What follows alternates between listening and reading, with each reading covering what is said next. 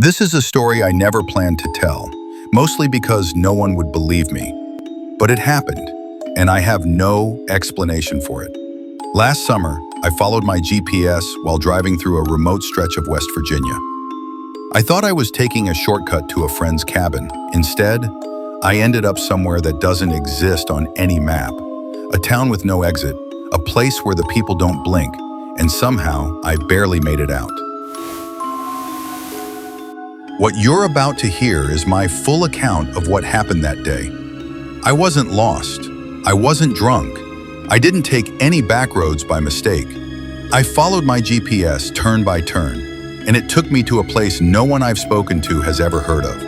There were streets, buildings, even people, but nothing about it felt right. This is the story of how I ended up in a forgotten town and why I think I was never supposed to leave. Have you ever been somewhere that made you feel like you were being watched? Not just stared at, but observed, studied. That was the feeling from the second I crossed the railroad tracks and entered the town. The weird part? Every road I took brought me back to the same intersection. Same store, same gas station, same people. And the people didn't act normal. They didn't talk to each other. They didn't use their phones. They just watched me.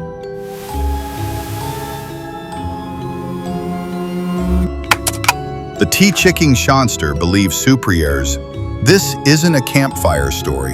This happened, and I think something was trying to keep me there. It started like any other road trip. I had my bag packed, my phone fully charged, and my playlist ready to go. I was driving from Charleston to a friend's place near a lake cabin in Pocahontas County. We'd done this a few times before. Same route, about a 3-hour drive. About an hour in, I noticed my GPS gave me a slightly different path than usual. It said it would shave off 22 minutes. I figured it was rerouting around traffic. I took the turn. The road narrowed after a few miles, paved but barely. Trees arched over the asphalt, thickening into a green tunnel. I passed 1 or 2 houses, but then nothing for about 10 minutes. No signs, no markings, just road. And then the railroad tracks. There was no train, no gate, just rusty rails cutting through the road and disappearing into dense woods on either side. As soon as I crossed them, the GPS glitched. The map spun, then reloaded. I glanced down. I was still en route, it claimed. A minute later, I came upon a sign. It was wooden, old, slightly crooked. It read, "Welcome to Findlay." I slowed down. I had never heard of Findlay, West Virginia. The town appeared like something out of an old postcard. Narrow streets, storefronts with awnings, a diner on the corner. It was about 3 in the afternoon, but the sky looked wrong. A bit too dim, overcast but with no clouds. The first person I saw was a man standing on a porch. He was wearing a gray shirt, jeans, and had a limp. He stared as I passed. Didn't wave, didn't nod, just locked eyes with me. I gave a nervous smile, no reaction. A few more turns and I realized something strange. Every corner I took eventually led me back to the same gas station, Findlay's Fuel and Goods. I thought I was making progress through the town, but after the 4th loop, I knew something was off. I parked in front of the gas station. Inside, it was dimly lit. There was no music, just the faint hum of refrigeration units. Behind the counter stood a man in a green flannel, pale skin, eyes a little too wide. No blinking. He didn't say hello, didn't move. I asked, "Hey, is there another way out of town? My GPS keeps sending me in circles." He stared at me for what felt like 10 seconds. Then, without breaking eye contact, he said, "We don't get visitors anymore. Not since the last one." I laughed nervously, trying to lighten the mood. "Well, I'm not staying, just trying to get to Route 219. He slowly pointed at a small TV screen mounted on the wall. It was showing a black and white feed from a security camera. I turned to look. It showed me, standing there. Only, I was wearing different clothes. A hoodie I hadn't worn in months, and I looked tired, beaten, eyes darker. "What the hell is that?" I asked. The man said nothing. I turned and walked out, fast. Back in the car, I checked my phone. No signal, not even Wi-Fi from the store. I drove again. This time I took sharper turns, random paths, ignored the GPS. I passed the same diner, same church, same street sign that was slightly bent. The town was looping me. I pulled over near a small park and got out. I walked a block toward what looked like a library. On the way, I passed a teenage girl sitting on a bench. She was whispering something, over and over. I leaned in closer. She was saying, "Don't stay after dark, don't stay after dark, don't stay after dark." I backed away, quickly.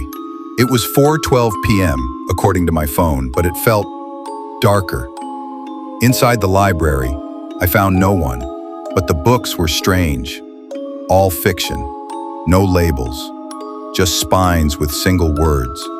Trapped, return, gone, look. I found a desk with a guest book. The last signature was from 1997, and the name? It was mine. I don't remember writing it. I'd never been here before. Suddenly, the bells outside rang. I hadn't even noticed a church nearby. The sound echoed, but not naturally, more like a recording, played slightly too fast. A voice in my head whispered, "Don't look behind you when the bell rings." I froze. I wanted to turn around. Every part of me did, but I didn't. I left the library, walking as fast as I could without running. Back to my car, still there. Engine started. The dashboard showed the temperature had dropped 12 degrees in the last 15 minutes. I drove again. No idea where I was going, just away. Then I saw it. A dirt road off to the right, unmarked. It cut through a cornfield and dipped downward. Something told me this was it. I didn't question it. I took it. The trees swallowed the car. For 10 minutes, it felt like I was being pulled forward by something not mechanical. And then, suddenly, a familiar sign. Route 219. I was out. But even now, weeks later, the name Finley shows up in my GPS history. And sometimes at night, I hear the bell.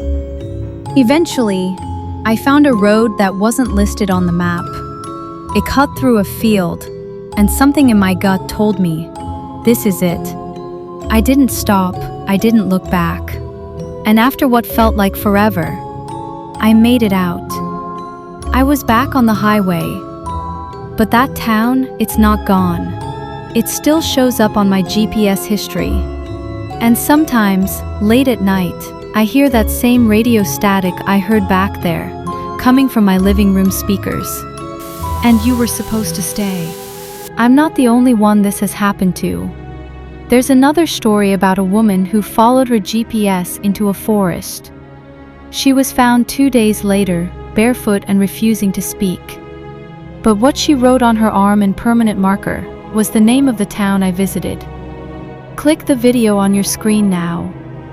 And remember, not every road leads back home.